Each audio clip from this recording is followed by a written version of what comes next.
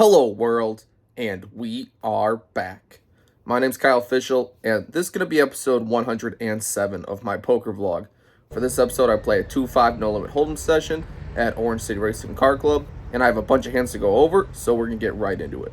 Alright, so our $700 starting stack dwindles a little bit before the first hand of note. I'm on the button with ace-king offsuit, and with an early position raised to $20 and one player decides to call, I decide to 3-bet this one up to $85. So big slick in position, feels good to play a bigger pot. Everybody knows that. However, both players decide to fold, and we win a pot pre with just some aggression. The next interesting hand, with one limp to me, I raise to $20 with king-jack offsuit. Both the blinds and the limper call, so we go 4 ways to a flop of 8-6-5 rainbow. When it checks to me, as I have no piece of this board and it could easily connect with either blinds or a limp caller, I decide to check this one back. Definitely just don't want to bluff into 3 other players. Well, the turn is the jack of hearts. Turning a decent piece of the board feels pretty good. Well, the big blind decides to throw out a bet for 30. And then the limper decides to call, and it's on me. I'd say overcalling is not the greatest in many situations. In most poker hands, you definitely want to raise or fold. And this one, I feel like my hand has plenty of showdown value against 2 hands, and I just want to keep the pot as low as possible. So I decided to just call this one. Hopefully I get the showdown for free, as I am the pre-flop aggressor, and I overcalled in position. The river card's the queen of spades. Not a particularly good card.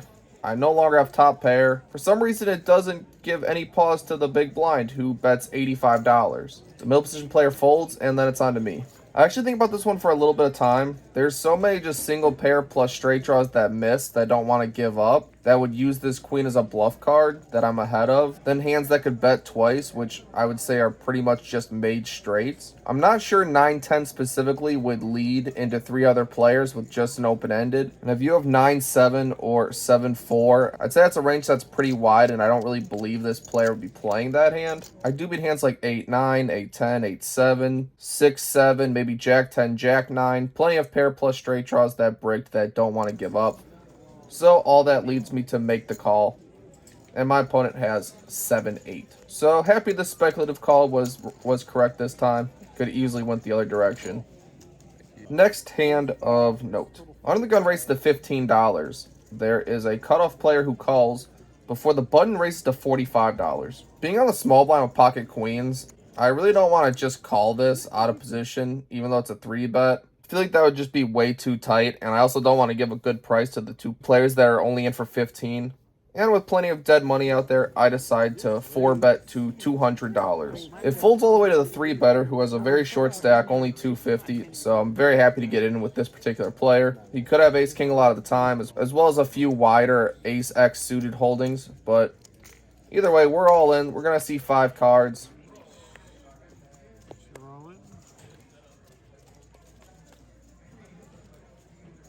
As the runout leads the board of 10 high, and my opponent has not showed his hand yet, I feel pretty good that I have the winning hand.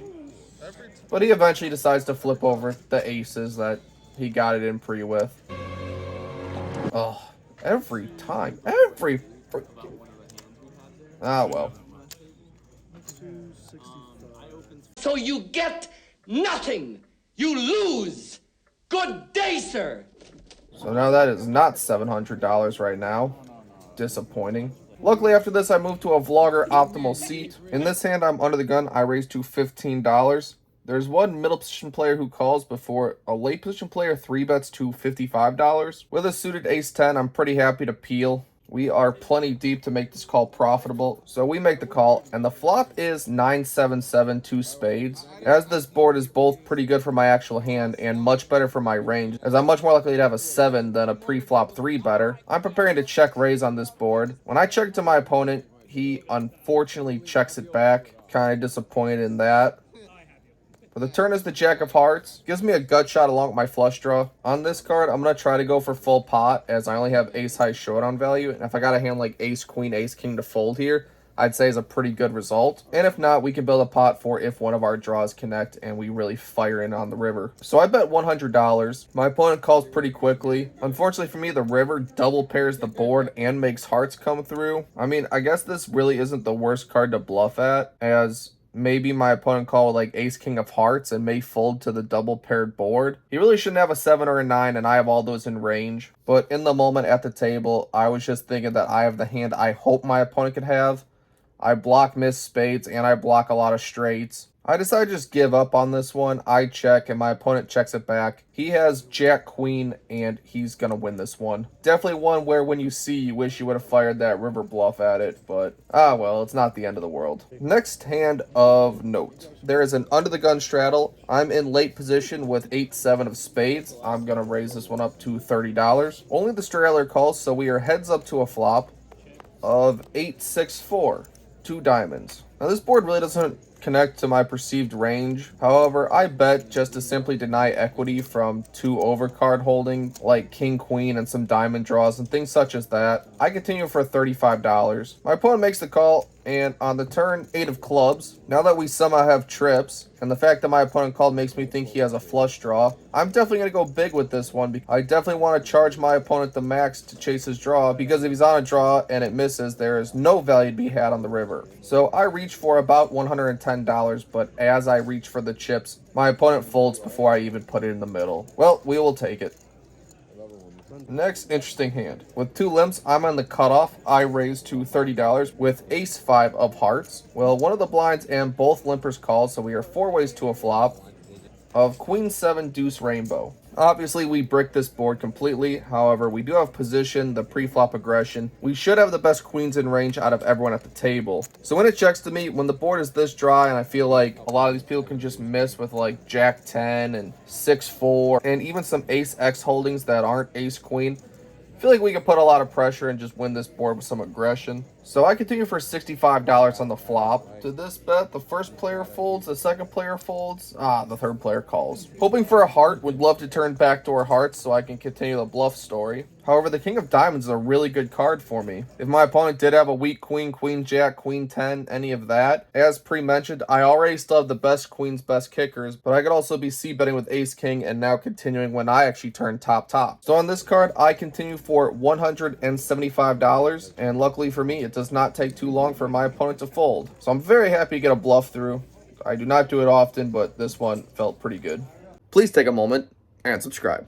Next hand of note. I'm in the big blind with ace-4 of diamonds, and with 5 limps to me, I'm going to raise this one up. I don't really need to go too big for this one because I'm not really looking for an ace-high board. I'm really just kind of looking for a flush over flush scenario, so we want to build a big pot for cases where that can happen, because this hand plays decently multi-way. So I only raised to $25.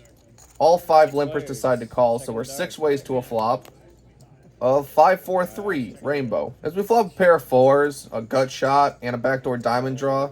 Not the worst board for my specific hand. Again, this shouldn't connect with too many people. Typically, people shouldn't be playing cards this low, but either way, we definitely want to thin the field because there's $160 out there. So I start with an $80 bet, and it folds all the way to a middle position player who had been extremely tight. Like, they really hadn't played too many hands, never really got out of line. That player tanks for like a minute before calling, so I'm really not happy to see that. But I suppose it was kind of okay because it made everyone else fold in the hand. So we're going heads up against a pretty type player to the ace of hearts turn card. Now that I have 2 pair, but there's a 4-liner on board, kind of an interesting spot. I really don't expect my opponent to ever have 6-7 here, and I don't really expect them to ever have a deuce here. I actually believe that I just sucked out on a hand like 5-4, 5-3.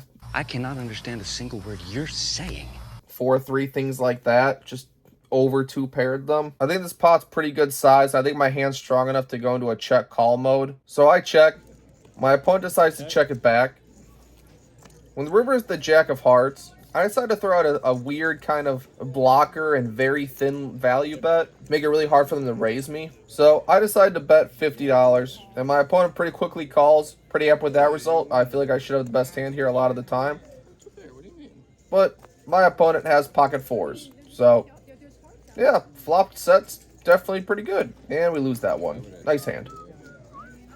Next hand of note. An early position player raises to $15. I'm in middle position with pocket 10s. The player who raised is also a very tight player. Different person, but very tight. I would normally 3-bet this one, but against this player, I'll just include this. This is one of my stronger hands into my calling range. And we are heads up to a queen 10 deuce board. Oh, why didn't I 3-bet? Luckily for me, the pre-flop aggressor continues for $30. I think the board's too dry to raise. There's not too many draws out there that I'm trying to get value from or need protection against, so I make the call. Turn is the 6 of spades. Very dry, unconnected board. Pretty happy with it. Even better, my opponent bets again, this time $65. And because they only have a $500 stack, I think this is definitely the time I need to put in a raise. I definitely want to play for stacks with this hand and this particular opponent's stack size. So on this bet, I decide to raise to $200. I'm hoping a hand like Ace Queen will just call this and then feel pot committed to call by the river, or just put it all in themselves, as not too many people are able to fold Ace Queen here. Wrong, sir. Wrong. However, this opponent does exactly that. Folds Ace Queen. So, bit of ownage on this one, I'd say. But either way, we'll take the win. Next hand of note. I'm in early position. I raised to $20 with King Jack of Hearts. To this bet, I get 4 callers before the big blind raises to $95. It is a decent sized 3-bet. My opponent and me are both very deep, and there's a lot of dead money out there. I think King Jack specifically functions horribly as a 3-bet calling hand. You're going to be reverse dominated most of the time, but I do have position on the 3-better, and there's so much dead money out there, it's only 75 more to call. I decide to make the call, hoping that a few more people will tag along. Only one additional person decides to call, so we have 3 ways to a flop of Ace 5 4 2 hearts. Love to see the hearts out there. Ace high, not the greatest, as it connects to the 3-better's range very heavily. But since it's the Ace of Hearts, it gives me the nut flush draw, so I'm pretty happy with that one. My opponent decides to continue for 135. Alright, definitely going to call that. The other opponent decides to fold.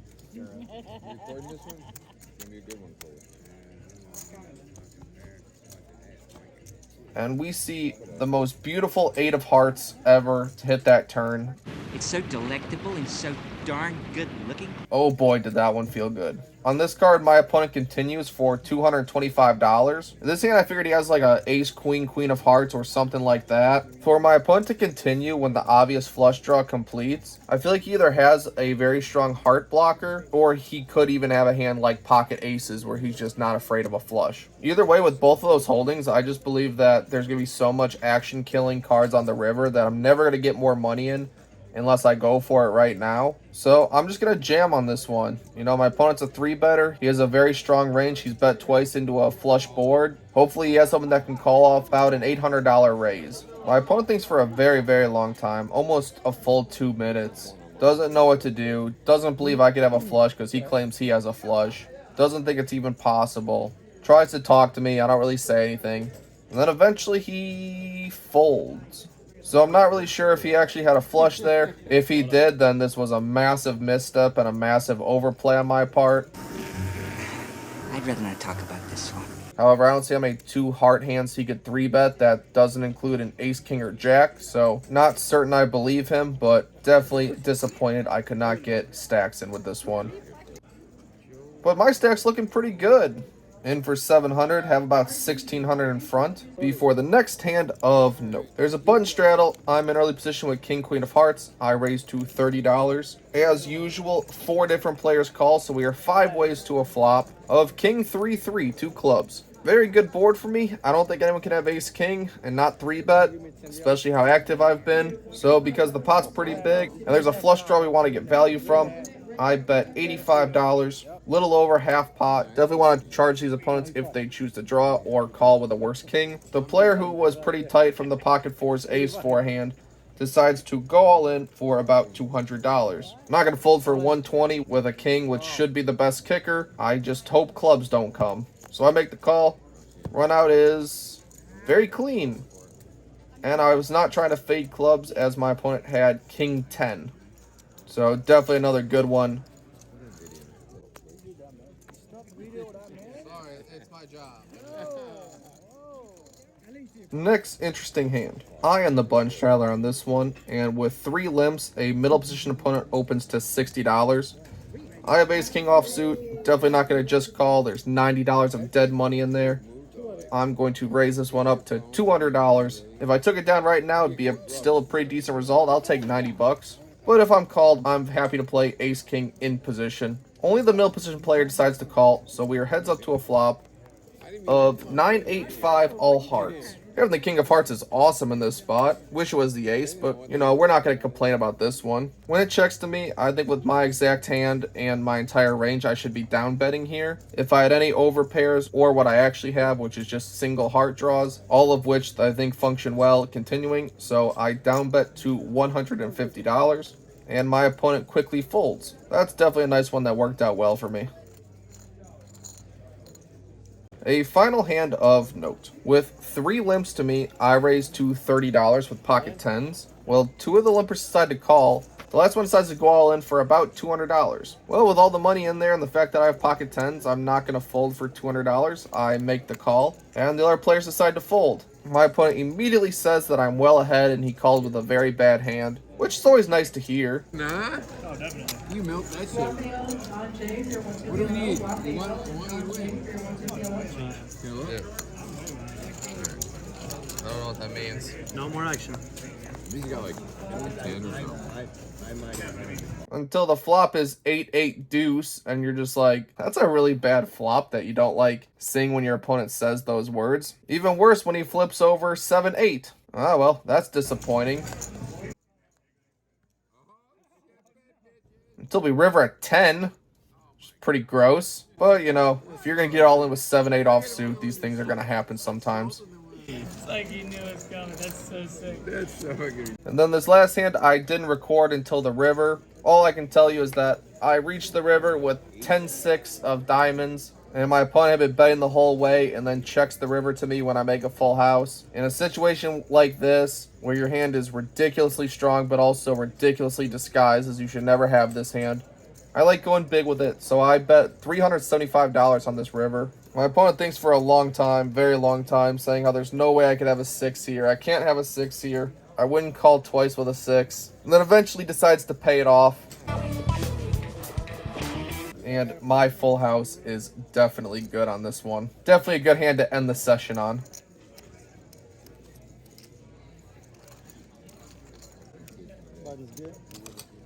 Alright, so we're into the game for $700. Out of the game for $21.78. This gave me a profit of $1,478.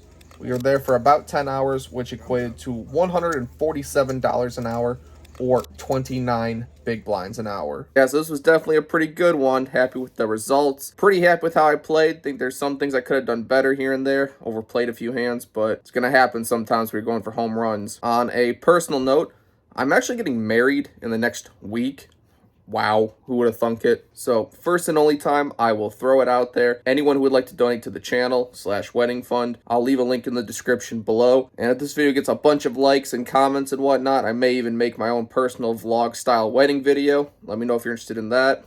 Otherwise, I will see you all on the next one.